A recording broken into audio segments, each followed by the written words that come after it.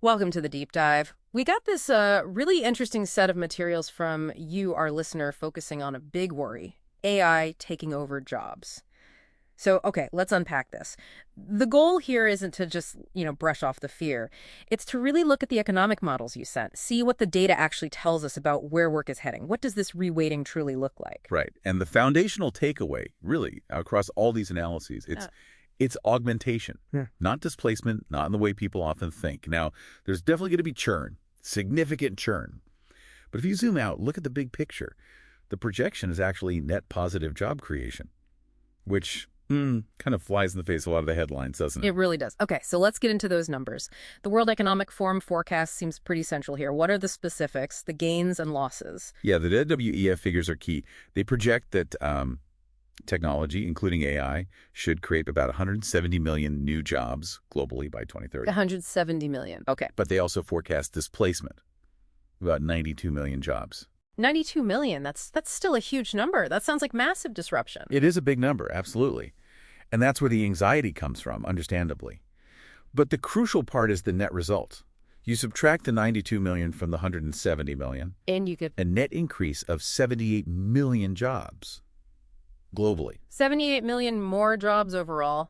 Okay, but what about those 92 million displaced? That still feels like a potential shock, right? Are those losses hitting specific areas really hard? That is the critical question. Yeah. And what often gets missed in the panic is the stability elsewhere.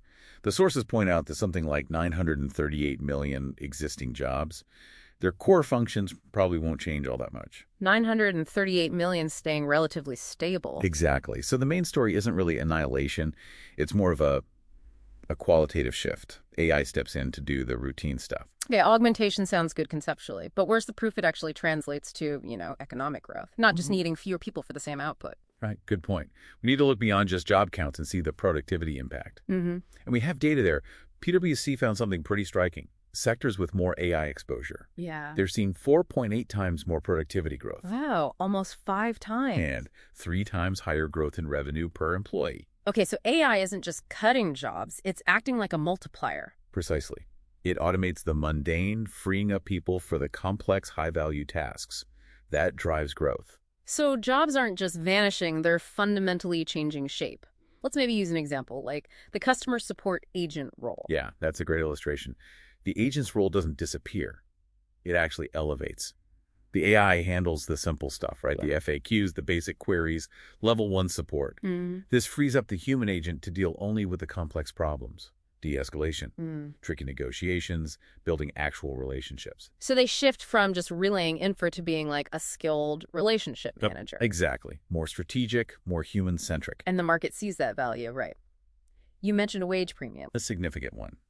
Jobs needing AI skills. They carry, on average, a 56% wage premium. 56%, that's huge. It clearly shows the economy is valuing these new augmented roles more. It does. And to get those roles, you need this kind of hybrid skill set, sometimes called the T-shaped professional. It combines AI competency with those enduring human skills. Okay, let's break that down. What's the most practical new skill most people need? Not everyone's coding AI models. Right. For most people, the big one is prompt engineering. Prompt engineering, basically talking to the AI effectively. Exactly. Think of it as the new user interface. You need to be clear, logical, specific in how you ask the AI for things to get quality results. It's the difference between a vague request, like summarize the market, which gives you garbage, Right. versus a well-defined prompt. Generate a quarterly market comparison for sauce, focus on APAC geopolitical risks, target a board-level audience, use a cautiously optimistic tone. That gets you value. So communication skills, but adapted for AI. Makes sense. And on the other side of the T, the enduring human skills. Ah, yes.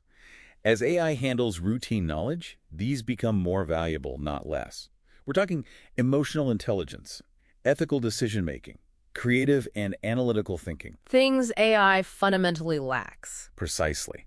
That's the human judgment, the context, the strategic overlay that AI output needs. That's your edge. So pulling this all together, what's the strategic imperative for you listening right now? It boils down to lifelong learning. Continuous adaptation isn't just a good idea anymore. It's essential. Non-negotiable. Yeah. History shows technology creates these compensation effects. New, often better jobs emerge. But the speed now, it's unlike anything before. ChatGPT hit 50% user penetration in, what, 10 months? Incredible speed. That pace means you have to be proactive. You can't wait and see. Adaptation needs to happen now, urgently. And the final thought, the consensus from the materials you shared, is pretty stark, isn't it? It's worth repeating. Your job probably won't be taken by AI. No. It'll likely be taken by someone who knows how to use AI. The time to start learning and adapting really is now.